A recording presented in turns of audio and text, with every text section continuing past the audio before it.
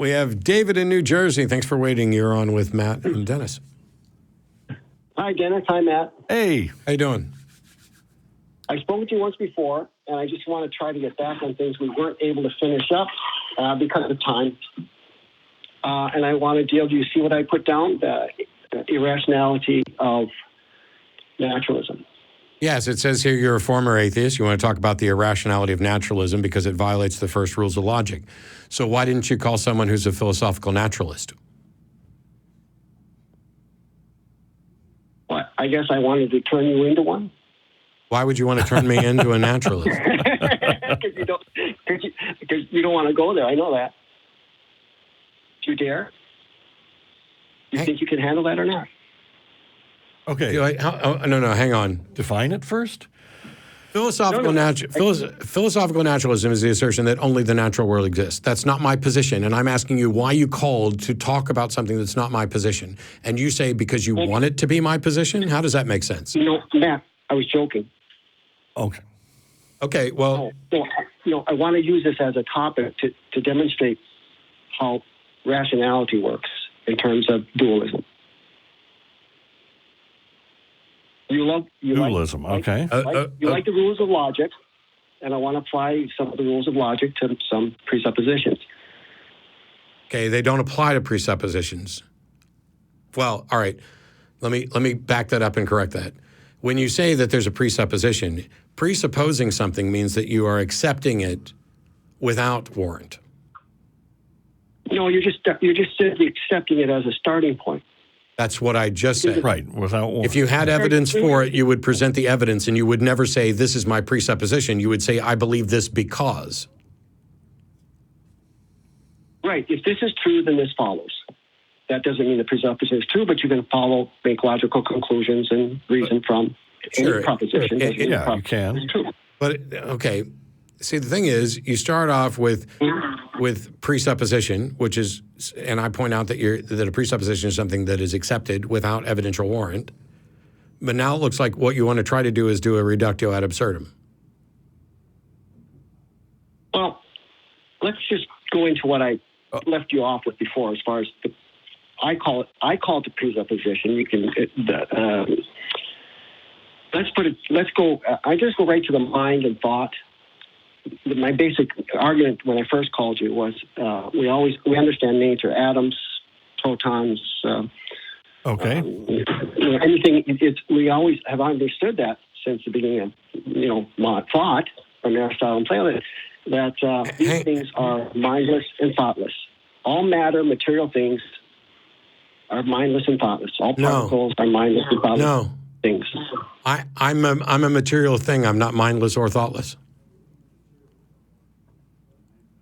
That's one part of what you are. Are you talking individual atoms are mindless? Of course, yes. Yes. So far as we can tell, yes. Yeah. And the chemical reactions in our brain are also chemicals that are mindless. Okay. So you have chemicals in our minds reacting that are mindless, and yet the naturalist possession, again, I'm not saying yours again. No, I understand what you said before, but it's alleging that they are producing thoughtless particles producing thought. So this is what we mean by like an emergent property, and thought and consciousness isn't understood, but you might as well be saying gasoline isn't fire and oxygen isn't fire and heat isn't fire, and yet when you put them together, you're trying to tell me we can have fire. Yes, I am, and I can demonstrate it. What I'm just simply saying is that you have thesis and antithesis in classical, basic, rational rules. A thing is what it is and not something else. A thing is what it is, but a collection of things, collection of things interacting is something different than the thing. Right, but if those things interacting are all of the same nature, thoughtless and mindless, they cannot even collectively. No, this is why I just did the gasoline example. Gasoline's not fire, is it? I'm not talking about gasoline. Yes, you are. That's my point.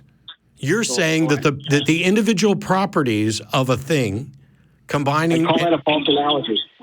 Yes, I'm calling it a false analogy. That's what I'm doing, is pointing out that your analogy, saying that individual properties of things, when they combine with other things or many of the same thing, can't produce anything other than that. And we have countless examples of that just not being the case. So you're asserting that something can't be so when it is evidently so. No, it's not in the structure. Nothing about the structure. Nothing about the structure is. Oh my God! You have a problem with logic, and that is that you have thesis and antithesis. A thing cannot be what it is and something else. It's not. I'm not asserting. So first of all, I don't know why you say thesis and antithesis. I don't mean you personally, obviously. No. Oh my God! Let me fucking finish. Yeah. I don't know why you keep going to thesis and antithesis and saying that I have a problem with logic when what you're talking about. Oh my God! I swear I'm going to hang up and you interrupt me one more fucking time. Okay. I don't know why you keep going to thesis and antithesis when you're talking about identity, non-contradiction, excluded middle. And specifically, you were talking about non-contradiction, that something can't be what it is and what it's not at the same time and in the same way.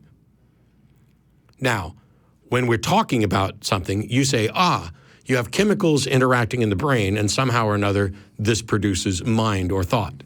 Nothing about the chemicals is becoming something other than what it is. Nothing about a neuron is changing. What we're observing is the interactions between those. Just like if I have a molecule of water, it's not wet, but multiple molecules of water, their interactions produce a property that we identify as wet. It's called emergence. Now, do we understand consciousness fully? No.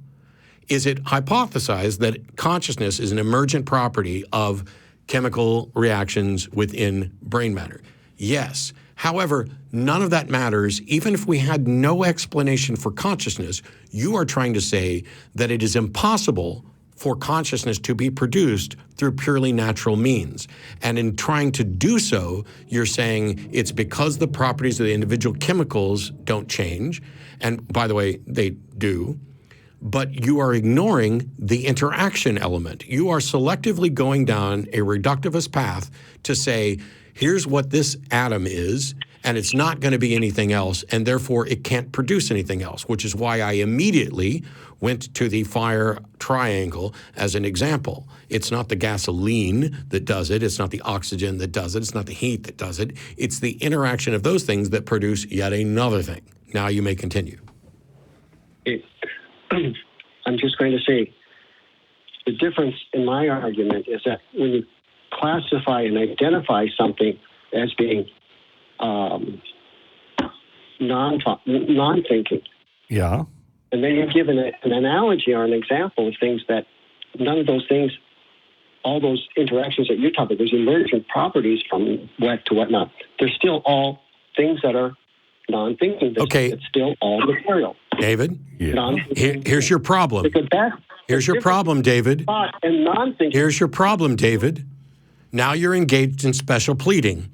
You're saying that, these are non-thinking things. And I was saying it's a non-fire thingy. That is the analogy. You want to exclude emergent, you want to say, yes, all these other emergent properties, all these other phenomenon based on interactions are okay, but thought is in a special category, and you can't have thought come from a non-thinking thing. That is special pleading, and you need to actually demonstrate it rather than asserting it.